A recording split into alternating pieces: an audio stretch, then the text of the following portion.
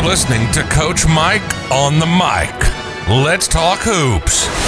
A podcast that brings hoop fans together and their stories to life. Coach Michael Herrera is a Texas high school basketball coach with 3 state Final Four appearances and a lifelong fan of the game. He'll sit down with coaches, players, and fans to share stories, game perspectives, X's and O's, and lessons learned along the way. Now, let's talk hoops. 5, 4, 3, 2, 1.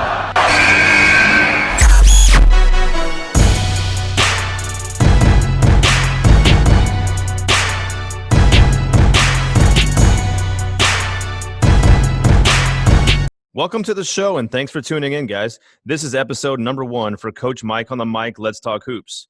For my first episode, I looked no further than tracking down one of the pioneers of making all of our hoop dreams stay alive. Today, I had the privilege of sitting down with 90s basketball player and Hoop Dreams documentary star, William Gates.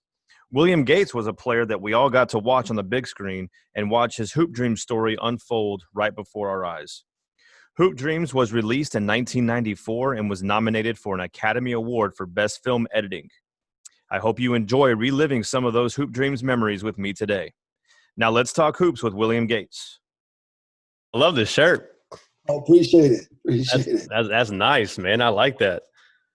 I might have to get me one and sport that up, man. That's sweet. I'll make it happen, man. Yes, sir. Actually, my co-partner, he has his own clothing line.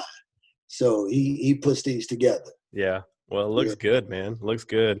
First, I just wanted to say, man, what an honor it is to have you on my podcast. Growing up as a kid in the 90s, just like everybody else across the world, man, we grew up watching your documentaries. So, man, I lived vicariously through you and Arthur's story. And I just wanted to first say thank you for being on the show, man. This is a treat for sure.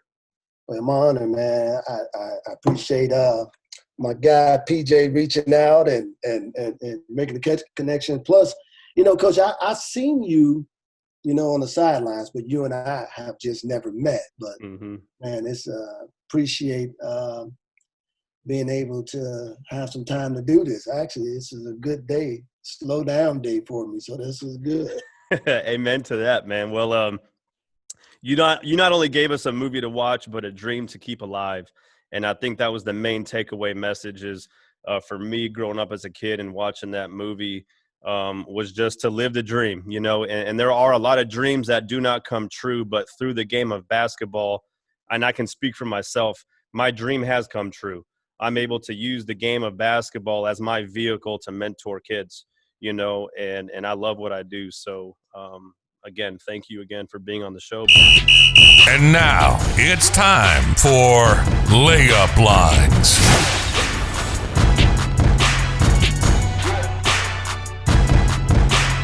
And I like to start off with a warm-up, just like a game.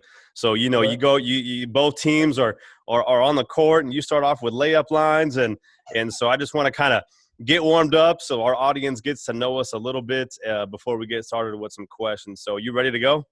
Yes, sir. All right, man. So here are my questions for you, man. Here's my layup line question for you. Michael or LeBron? You know what, man? That's one of my questions too. But I am from that era, so I'm going to always be MJ. Yeah. That's my era. I'm right there with you, man. All right. So I guess, and I don't know if this is your answer or not, but favorite basketball player growing up that you wanted to be like? Man, let me tell you something. A lot of folks would never believe this, but most folks would choose Mike, they'll choose Doc.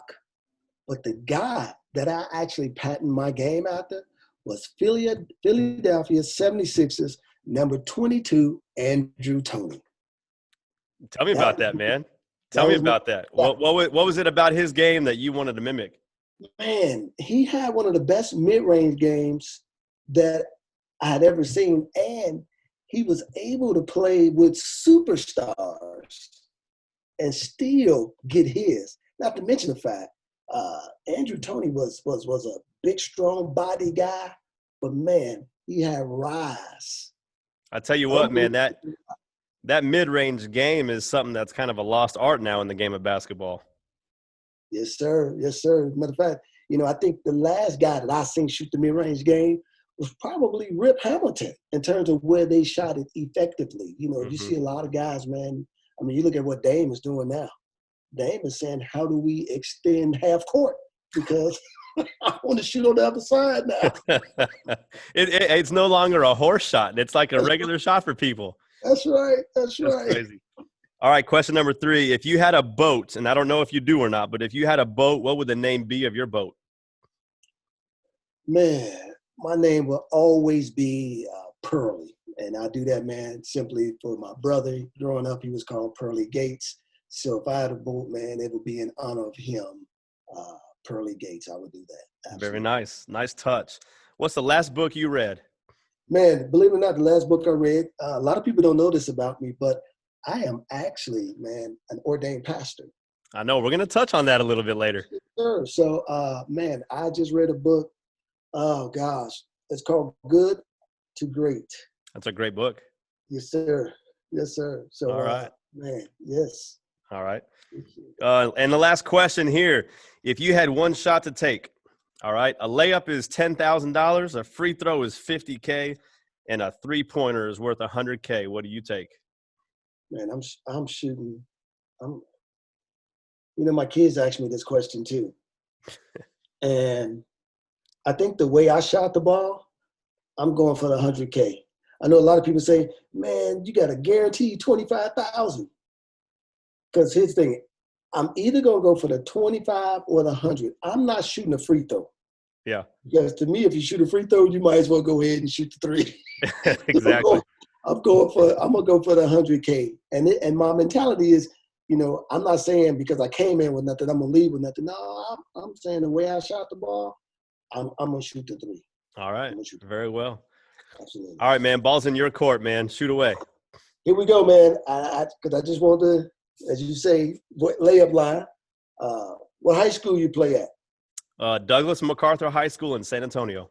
San Antonio. All right. Where are you originally from? Actually, born and raised in San Antonio. So I've actually lived San Antonio my entire life. Moved off to the University of Tulsa, and then did my master's in Lubbock at Texas Tech. Worked in the medical field in Houston for a few years before I landed at Steele High School in 2006, and I've been here for 15 years now. Wow. Got to throw this out here. Question number 3. What were your plans before COVID? Before COVID? Yes. Woo, man. I mean, most coaches, I would imagine, at that time frame were looking forward to spring break. We did not make the state tournament, so it was going to go watch basketball and enjoy the state tournament every year like we do. But, man, afterwards it was like, getting ready for that postseason, that off-season workouts, the grind, and you start looking at your future players and really just diving into what the off-season brings for a basketball coach. But, man, outside of basketball, I mean, think about it. I mean, I'm at the gym every single day. So my life after spring break would have just been an ordinary day, man. But COVID certainly changed all that. Yes, sir. Yes, sir. And question number 4 for you is, I got to ask, favorite gym shoe? Gym shoe. Woo. Man, I tell you what, man, growing up as a kid, I always loved wearing them Chuck Taylors, man. But that's nothing what I would wear today, man. So today I'm gonna have to wear the Jordans, man. The Jordan, which one? Shoot, I'm not a Jordan collector, man. So I find the cheapest one that was like 3 or 4 years old at the finish line. I know that's right. And I just got it. My final question for you is, what's your favorite basketball movie excluding Hoop Dreams? Man, it's The Pistol.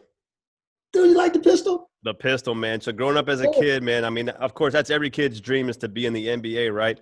And I mean, I'm 5'11", skinny dude, so I related to him back in the day on that movie, man. But it was just the simplicity of the movie of a kid just working hard to make it, and taking down the barriers of race, and that relationship that he had with his father, that his father had those stories and communication, their faith, Just everything about that movie. It wasn't the greatest produced movie by any means, but it was the story that just carries with me forever to this day. I wish a lot more kids actually see the pistol. It's hard to get young folks, man, to watch classics like that. You know, that's why sometimes I'm still surprised that people watch Hoop Dreams, because it has relevancy, but it's almost like a relic in a sense too, because it's been, we started in 1987. Yeah.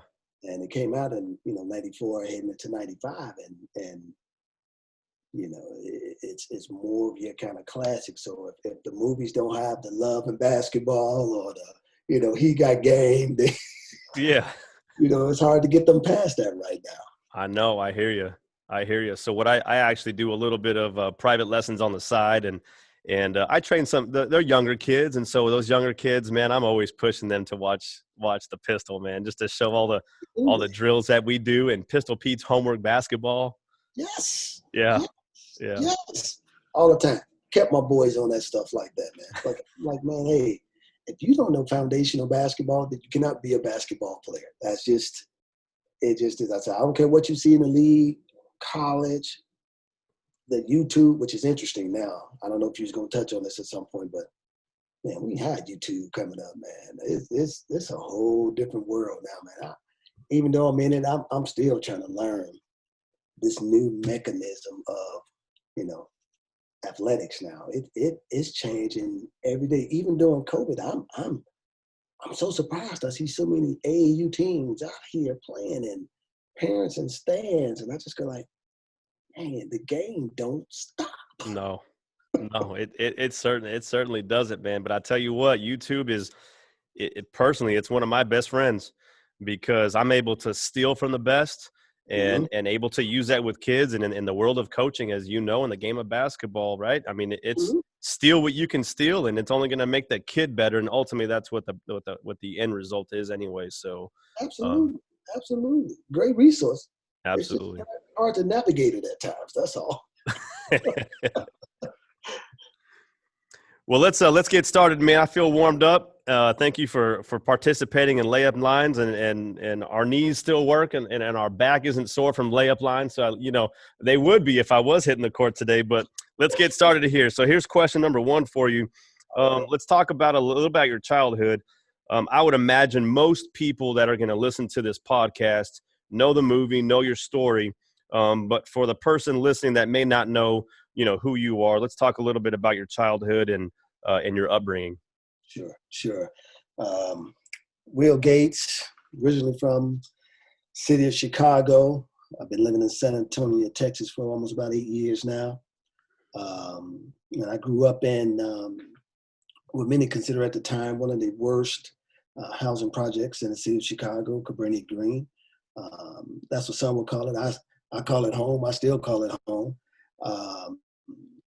From there, the dream was birthed in me to play basketball, watching my older brothers do it, not fully understanding it. But like every little kid, when you see your big brother doing something, you can't wait to do it. So to see him put on uniforms, and I even remember my brother playing against, Doc Rivers and Isaiah Thomas, and I'm just like, man, and this is what, they would come home from college and they're playing in these great summer leagues, and I'm like, okay, I might want to do this. So from there, I went to, at the elementary school, because in Chicago, we're a little bit different. We don't have middle schools, and, you go from kindergarten to 8th grade in one building. And from there, I went to St. Joseph High School, where I played for Coach Gene Pingleton, who actually passed away this year. God bless him. I saw that. Played 4 years, as a freshman. Remember one of the greatest lessons he taught me. And I remember walking down the hallway, and there's a piece of paper on the floor, and he stopped me. And he punched me. And, Coach, he was old school. He had this big, ring on his hand, man. Grabbed me, punched me right to the shoulder. And I just kind of looked at him. I was like, what did he hit me for? He's like, didn't you see that piece of paper? I said, what piece of paper? He said, the one you stepped over. He said, if I can bend down and pick it up, you most sure can pick it down. And then he said, listen, the things you care about, you'll take care of. He says, I want you to care about being here. Take care of this place. And ever since then, man, anything that I care about, I pick it up. I move stuff out the way. Because he gave me a great life lesson, man. And I didn't understand it at the time because, you were a 14-year-old freshman. I ain't picking up somebody else's trash. You can pick up your own trash. But I understood the message, man, much later in life. Now, of course, when I was at school, I picked it up because I didn't want him to punch me again. So I picked it up. But, man, from there, after playing at St. Joe's for 4 years, man, I was able to get a scholarship to Marquette University and play for 2 coaches there, the crazy Kevin O'Neill and the absurd Mike Dean. So, and one of the things I'm very, very, very proud of about my Marquette experience is that I'm actually one of the guys, it's very few of us too, that can actually say we were both Warriors and Golden Eagles. Because my senior class, that's when they switched the name to Golden Eagles. So it's not very many can say that they are both at the same time. So, but that's my basketball spiel.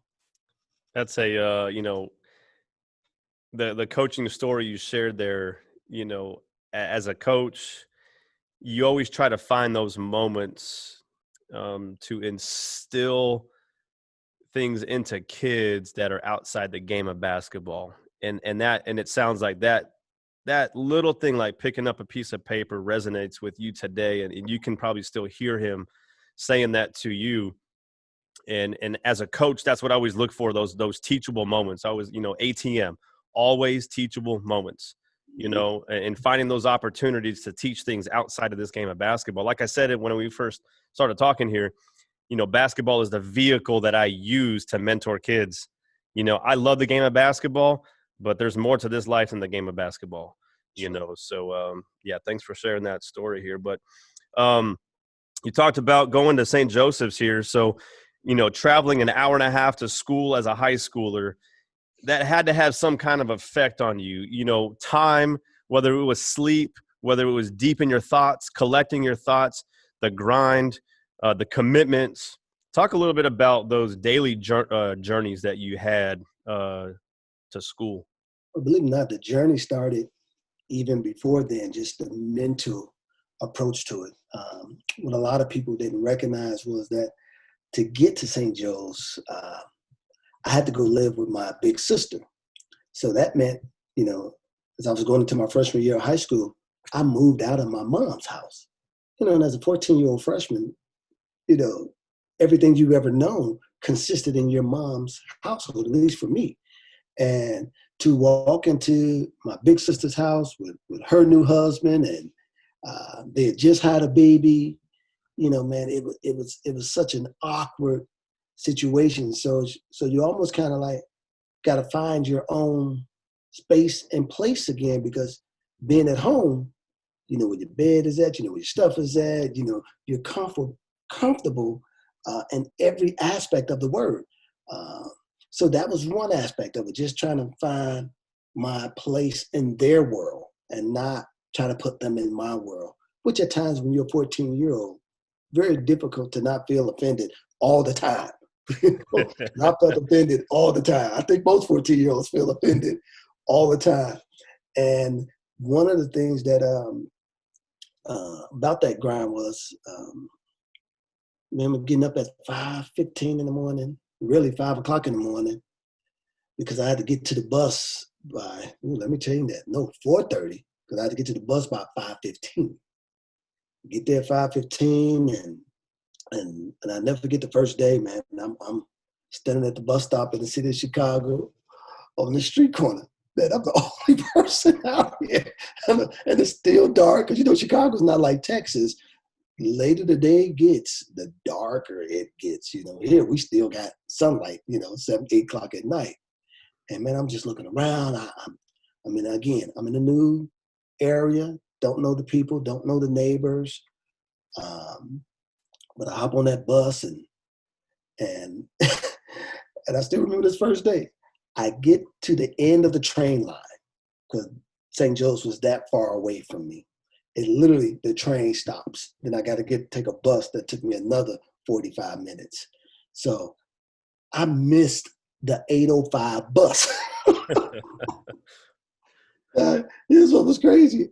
I didn't know at that point how I was going to get to St. Joe's, because if you missed that bus, back then they have, in the suburbs, they were called pace buses, and they only ran on the hour. They're not like in the city where they come every 15 to 30 minutes. This bus ran once an hour. I was like, oh, how am I going to get to school on time?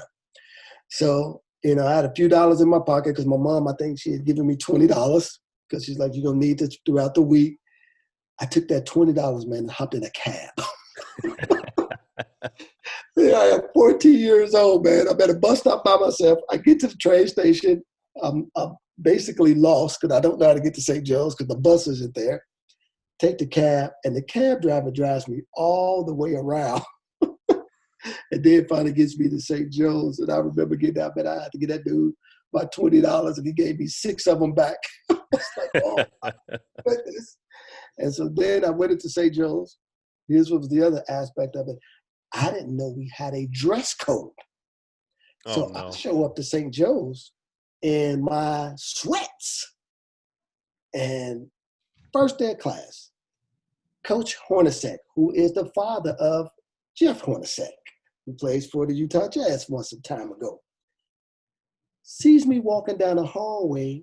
And Joe's back then, it's a lot different. I tell people, schools are different now. Back then, St. Joe's was ran by the brothers, the nuns, and the administrators, who probably were former brothers. And I remember him seeing me in the hallway, and he knew who I was right away. Gates, come here. Come in my office. You're out of dress code. Man, I got detention on the first day. I was like, I don't get a not knowing what's supposed to happen. He was like, I need you to know everything that's going on in this school. And I was like, man, this is new to me. He didn't want to hear it. But I tell you one thing, I never went to school out of dress code again. But so I run down to the Coach Payne office, man, to tell him what's going on. And he said, hey, that's what it is. It is what it is. And I thought Coach Hornacek, because he coached the freshman team, I thought he was just the meanest guy in the world. I really did. Turned out, man, to be one of the greatest guys, man, I've ever known. I mean, just an absolute great guy. But that first day was absolutely terrible. From the traveling, cab ride, going to school, out of dress code, detention, and remember, I only got $6. Now I got to get back home. Not to mention the fact I haven't had lunch yet. St. Joe's is a private school, so there are no 25, 35-cent lunches or $1.25 lunch or $2.25. Man, lunches was like going to McDonald's. They were like $5.15. So I hadn't eaten. I paid for my lunch, and man, I was broke. And I had to get home. I had nothing but $1. But to get on the bus back then, you needed $1.25. So I had 4 quarters. So me and these guys, we were playing these games. Guys I just met. These had these quarters. You have your quarter, and this game is called Get Like Me. And what you do is you flip the quarter. And if the quarter lands on head, you either have to match it, or if it hops on tails, you lose it, or if it hops on tails, you got to match it with tails. Well, I played the game so much throughout the day that I made about $5. So about time the day was over, man, I had enough for bus fare to get back home and back to school the next day. But I learned a very valuable lesson, and that was, I said, you know what, maybe I'm not getting up early enough, or whatever the case was. I need to do some things differently, because one of the things I did recognize, even being a freshman going out to St. Joe's, was I knew I was playing for something greater than just me. I knew a lot of my family hopes and dreams was riding in that, and I didn't want to disappoint them. So whatever I needed to do, and Coach, I can tell you this, I don't know how that got in me like that, but I just knew whatever I needed to do, I didn't want to ruin my opportunity out here at St. Joe, especially coming from the community that I grew up with. Because even going back to my community, a lot of folks were very, very proud of me. It's like, man, you're going to make it. You're going to get out. You here, man. You going out there to St. Joe's. That's where Isaiah went. That's where they make stars. They make NBA players. So even my neighborhood was throwing their hopes and dreams in there. So I just didn't want to disappoint a lot of people. So, well, I'll tell you what, watching the movie and even, watching some interviews with you recently that have taken place and listening to your story, I've always picked up on the fact that you had this maturity about you. You seem to have a little bit more intuitiveness to things like that. And I think not everybody has that. And I think that's a definite gift that you've been given to be able to see those things, because so many kids today take things for granted, when opportunities are given to them or they've earned, and they just don't see it. It's always catch-22, right? The older we get, we start realizing those things, but it's a difficult thing to get kids to have that vision of, what's right in front of them, right? You're so talented, you're so gifted, and they take advantage of the situation, compared to the opposite, right? So, let's touch a little bit on, Arthur Agee, William Gates, two young guys, right? And growing up in Chicago, and how, for me, like, how in the world you got millions of kids to choose from on this planet? Why William Gates? Why Arthur Agee for this movie? This was interesting about that. At the very beginning of the movie, you actually see Arthur coming to St. Joe's. Well, I was already enrolled in St. Joe's. So he was coming out there because he knew Isaiah was going to be there. The filmmakers, Steve, James, Frederick Marks, and Peter Gilbert, they had called St. Joe's because, Coach Payne was a very, very respected coach in the state of Illinois. And so the original point of Hoop Dreams was to show how kids go from street ball to organized basketball and what would that process look like. Now, after a few months of doing it, it turned into something more than that. And they said, maybe we might want to leave that aspect of it alone. But it really happened just like in the movie. Arthur came out there and he was playing Isaiah, and I was at the camp, but they couldn't film me at that time. They went and introduced themselves to Coach Payne. He allowed them to film that day. They met Isaiah that day. Isaiah signed off on things, and Payne said, "Well, what is your movie about again?" He said, "Well, listen, I got a kid come from the inner city of Chicago, Cabrini Green, and he's going to be a really good player. You might want to talk to him." And Payne was, believe it or not, was the person that turned me on to them or vice versa. And so next thing I know, they came up and asked me and told me about what they were doing. And I'm a 14-year-old kid again. They asked me, do I want to be in a movie? Yeah, I want to be in a movie. But that thing you just said about me, that intuitive side of me said, but first, I got to ask my mom. I got to ask my big brother, is this okay? And 3 days later, man, those guys showed up at my house saying, hey, this is what we want to do. Would you all be okay with us doing this? And of course, I was all geeked. I mean, who wouldn't be? The camera crew want to follow you around. I was like, hey, yes, let's do it. But I had no idea that Hoop Dreams was going to become what it's become. All right. So, I read recently, just doing some brush up interview type stuff. And I read this, and it was talking about Dwyane Wade.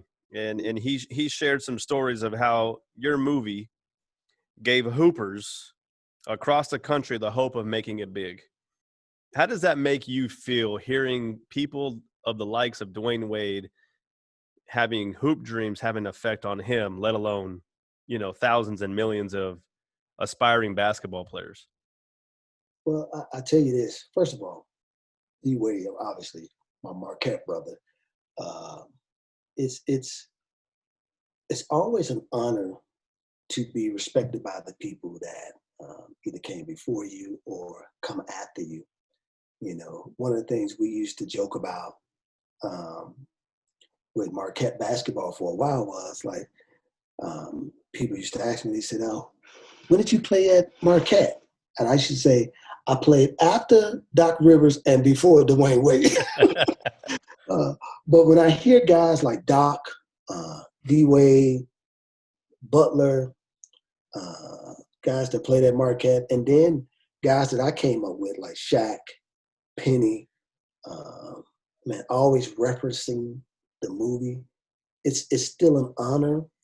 And I think the biggest thing that I value in it is that the fact that Arthur and I didn't make it doesn't take away from what the story is about, doesn't take away a kid still wanting to live out their hoop dream. So when I hear stuff like that, it just makes me say, you know what, in spite of, they still saw a glimmer of hope for themselves. They still saw themselves, hitting the big shots.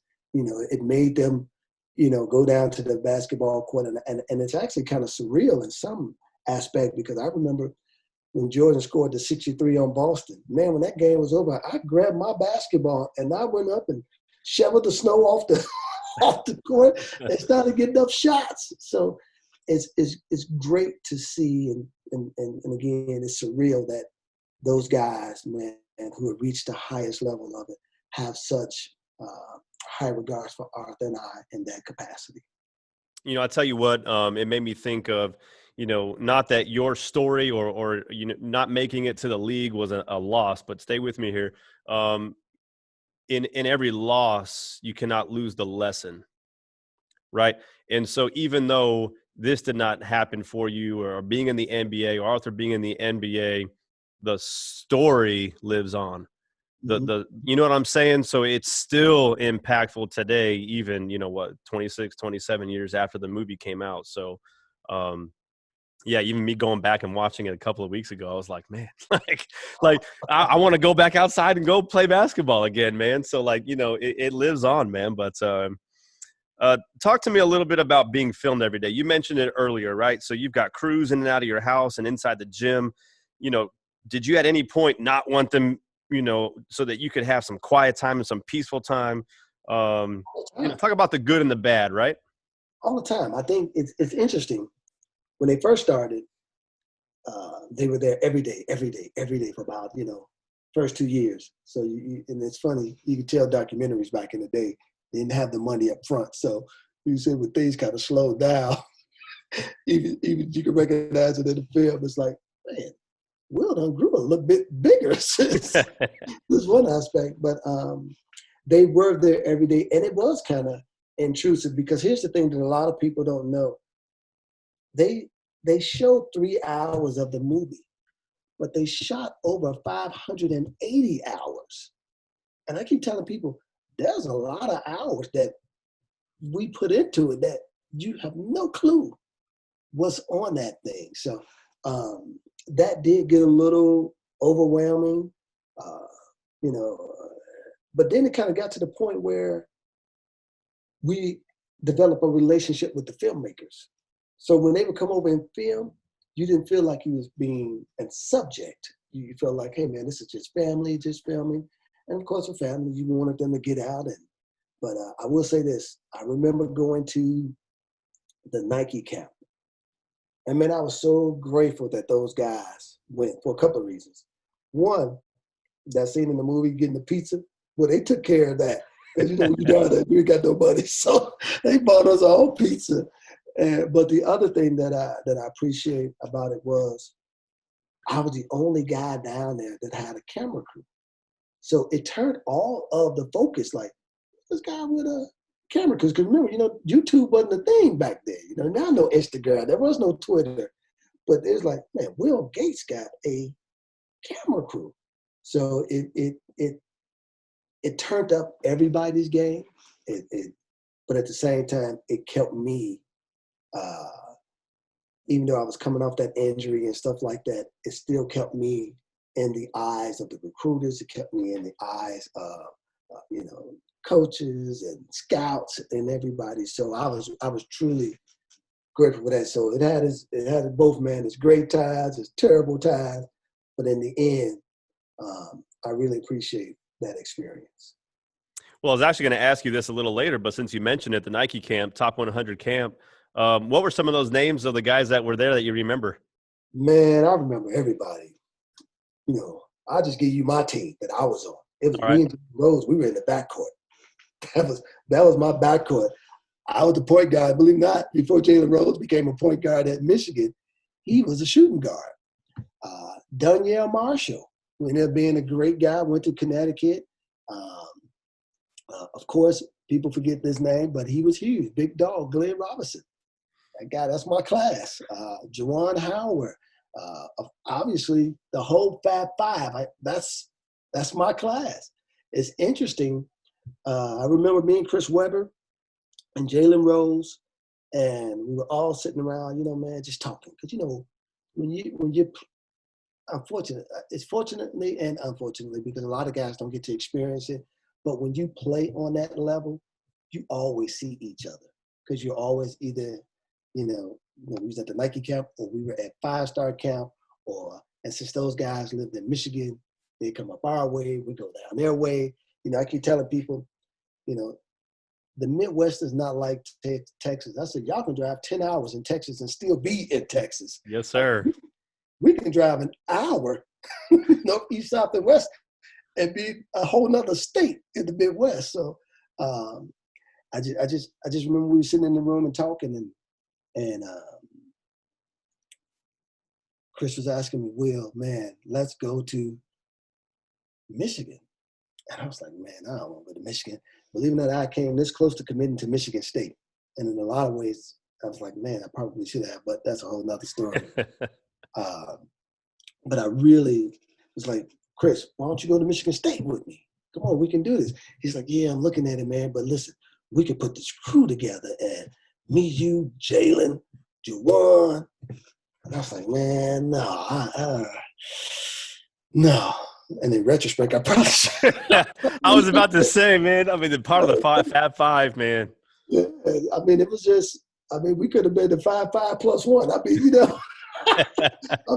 It was, you just didn't know how great guys was, and I'm leaving out names like Allen Henderson, it's Travis Best. It was so many great guys. And I used to tell people, for the longest, I thought the guys that I came with was kind of one of the best draft classes there have been, that came out of that from our high school year. It was just unbelievable. And of course, you got Dickie V down there, man, a young Dick Vitale screaming at you. You think you're gonna be something, baby? I'm telling you, you're gonna be awesome. And all guys, you see them on ESPN, you're like, man, this the guy. And, you got Bob Givens.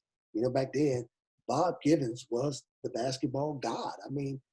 He picked the top 100 players. He would say, this guy, this guy, this guy. And when I was coming up to be a McDonald's All-American,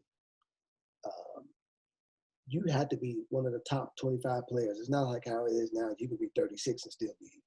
If you won top 25, so that's how they did it. They went first team, second team, third team. Those were your McDonald's All-American. And of course, I was fourth team. So, I got the lovely, you were considered for McDonald's All-American letter, But the memory of it, just being at that camp, they trying to teach you academics in the summer, and we're like, man, we don't want to be in school. We here to hoop it. And of course, I banged knees with somebody at the camp, and that took me out the rest of the camp. But just the atmosphere and the environment, man, I can honestly say, when it was basketball heaven, I was like, that was a great year. 91 was a great year. BBD just came out, so Bill DeVoe, on the plane, going to camp. It was just, man, it was phenomenal. It's phenomenal. I'll tell you what, man, the 90s were certainly the best time, man. I love the 90s. It's halftime.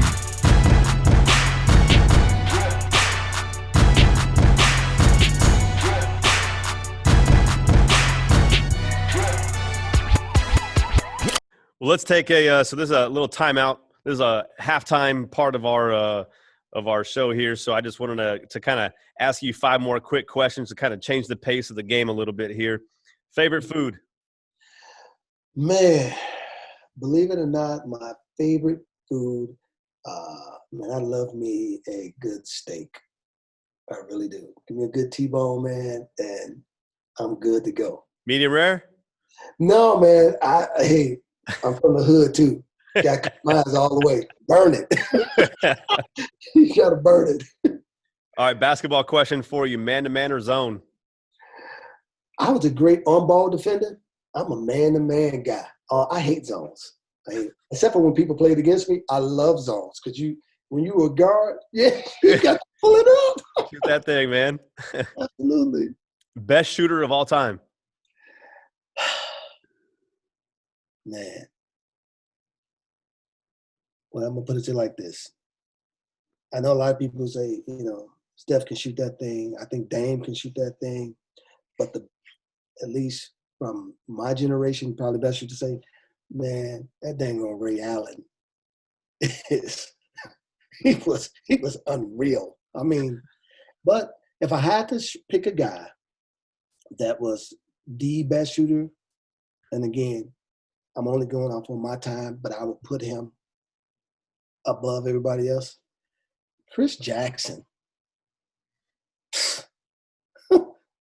It seemed like he didn't miss. I mean, people forget this. Chris Jackson played with both Stanley Roberts and Shaquille O'Neal, and they were second fiddle to him. I mean, that dude was phenomenal. I mean, he didn't miss. I keep telling people, before Steph, it was Chris Jackson. I mean, he was unreal. That's a good one, man. I like this question here. Outdoor courts or in the gym? Man, I'm from Chicago. We are outdoor. We at the beach. We were at the park. Matter of fact, man, I remember on Saturday mornings, we would get up and we just hop on our bikes and we would just ride, to every playground we could find, and we would just play all day. That game, those were over, we'd go to another one. Outdoor. I mean, I get it down here, but I think for a lot of the kids not being able to get some of that, asphalt in their life, I mean, you don't understand the game until you hit concrete. That's right. It's something about concrete that makes you respect the game, and you play harder, and and you look at it and got a little blood dripping on your elbow, and you're just like, hey, and you got to get back on defense, and it makes you mad because you like the guy tripped you, and he fouled you on purpose. So now you coming back even harder at him. So I think kids, they don't have that element. And I'm just talking about some of our San Antonio kids because, I mean, it's 110 degrees. You can't play outside. So I really wish a lot of them had more outdoor exposure. I'll tell you what, man. I know San Antonio doesn't match up at all to Chicago, but growing up around the MacArthur area, I can remember even as a young kid, man, taking my basketball and actually running about 2.5 miles to LBJ on Nacogdoches by MacArthur.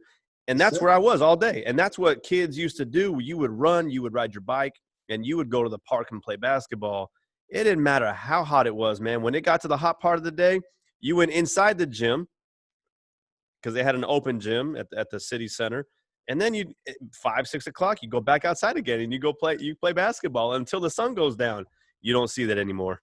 No, let's go. That is gone. Thank you for listening to Coach Mike on the Mic, Let's Talk Hoops. If you enjoyed this episode, be sure you subscribe and click the notification button and then share it with your friends. If you're so inclined to do so, would you please rate and review this podcast so that I can help grow this community of listeners? I hope there was something that you heard today that entertained you or connected you to the game of basketball.